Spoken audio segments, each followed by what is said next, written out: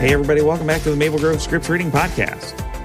You ever had somebody go to bat for you that you didn't expect? Like somebody who had every reason to stay out of it or even to stay against you, but they didn't. They spoke up and it changed something.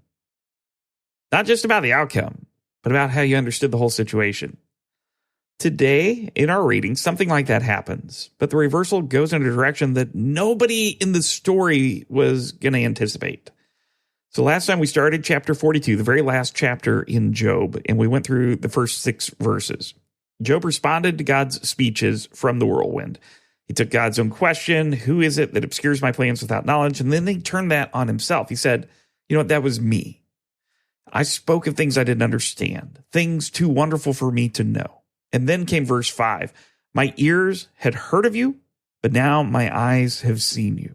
Job had longed to see God throughout this book. And the encounter came, and it wasn't as a verdict in a courtroom or as a vindication that Job was asking for, but it was just God's presence. And in the end, that presence was enough. Today, we're going to be in chapter 42. We'll continue with verses 7 through 9. And it's just 3 verses. And God is speaking again, but this time it's not to Job. It's actually to the 3 friends. So let me read through it. After the Lord had said these things to Job, he said to Eliphaz the Temanite, I am angry with you and your 2 friends because you have not spoken the truth about me, as my servant Job has. So now take 7 bulls and 7 rams and go to my servant Job and sacrifice a burnt offering for yourselves. My servant Job will pray for you, and I will accept his prayer and not deal with you according to your folly. You have not spoken the truth about me, as my servant Job has. So Eliphaz the Temanite, Bildad the Shuhite, and Zophar the Naamathite did what the Lord told them, and the Lord accepted Job's prayer. Now, there is something to notice before we get into anything else. In 3 verses, God calls Job, my servant Job, 4 times. 4 times. The man who just repented in dust and ashes. The man who said he despised himself and retracted what he said. The man whose 42 chapters of suffering and argument and desperate crying out could have been read as anything but faithfulness. And God says 4 times in a row, my servant Job.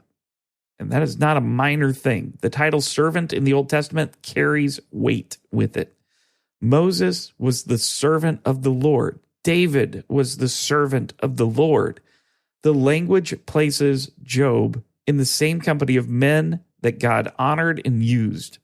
And God uses it, not after the arguments were clean or the theology was all tidy, but right here, right after Job said he didn't understand anything.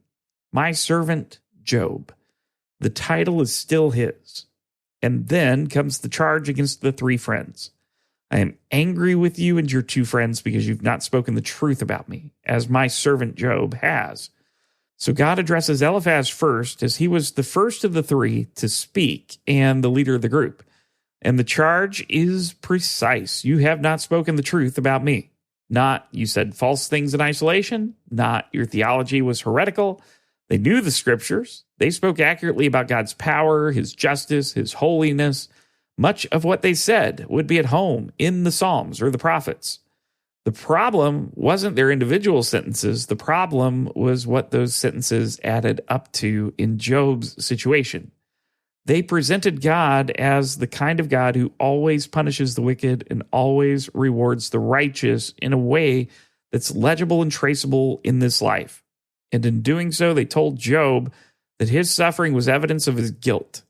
They handed him a God who fit inside their system and said, this is what God is like. And God says, that is not what I'm like. Now, Job, on the other hand, argued and pushed and cried and refused to confess a sin he hadn't committed. He said true things badly at times. He spoke of things that he didn't understand, and he admitted that. But underneath all of it, Job held on to something the friends let go of, that God wasn't obligated to fit the pattern that they'd described, that the relationship was real even when the ledger didn't balance, that the encounter was possible even from the ash heap. This is what God calls speaking rightly about him. And then you have this sentence: take 7 bulls, 7 rams, go to my servant Job and sacrifice a burnt offering for yourselves.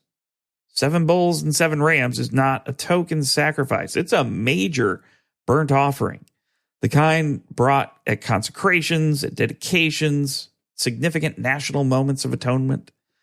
God's not letting go of this lightly. The friends spent all of those chapters telling Job that he was wrong, telling Job that God was against him, and that his only path forward was confession. And God says, you know what, you need to bring a serious sacrifice and then go to the man that you accused.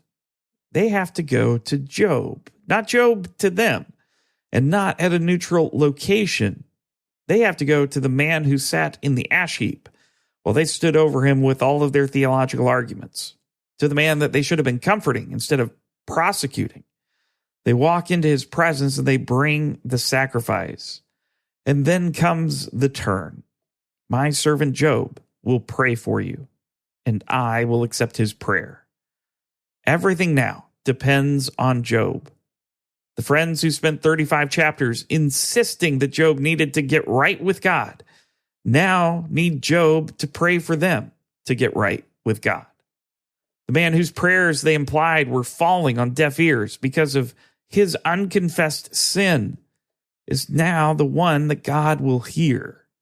God will accept Job's prayer on their behalf. He will not hear their prayers directly in this moment, but he will hear Job's. And there is mercy in that, because Job could have refused. God doesn't report what Job said when the friends arrived. We don't have his interior reaction when Eliphaz knocks on the door. But what we know is what verse 9 tells us. They did what the Lord told them, and the Lord accepted Job's prayer. They obeyed. After everything they came, and that is to their credit. Whatever pride had to be laid down for them to walk to Job's house with the sacrifice, they laid it down.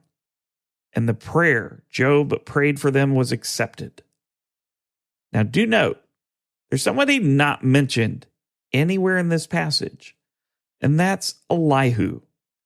God rebukes Eliphaz, Bildad, and Zophar by name, but Elihu doesn't appear anywhere in this verdict. He spoke last and longest among the voices that addressed Job, but God says nothing to him here, either in rebuke or in commendation. Whether that silence is a dismissal or an implicit clearance, the text doesn't really give us that. But what is clear is that the 3 who are named are the 3 who are going to carry the weight of this moment. Now, the restoration doesn't start here. It actually starts in the next verse, and it starts in a very specific way. And we're going to get to that next time. We're going to finish up chapter 42. We're going to finish our reading in the book of Job as we're going to see the restoration of Job. Hope you have a great day, and we'll talk again soon. God bless.